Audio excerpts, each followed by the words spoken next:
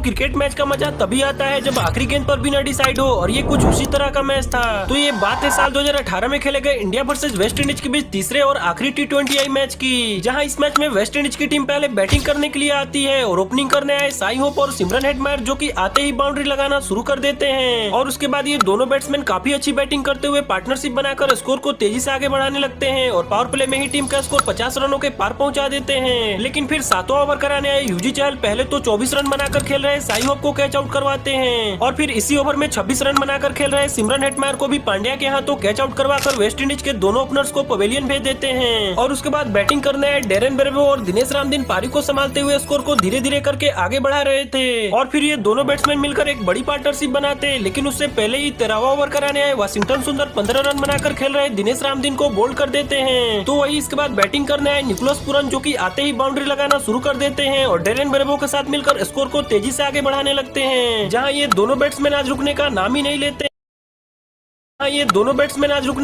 नहीं लेते हैं और इंडियन बॉलरों के हर गेंद को सिर्फ बाउंड्री के पार ही भेज रहे थे। और आखिरी ओवर कराने आए खलील अहमद की इस ओवर में Nicholas Pooran back to back boundary लगाते हुए 21 रन जड़ देते हैं और 20 ओवर के बाद वेस्ट इंडीज टीम का स्कोर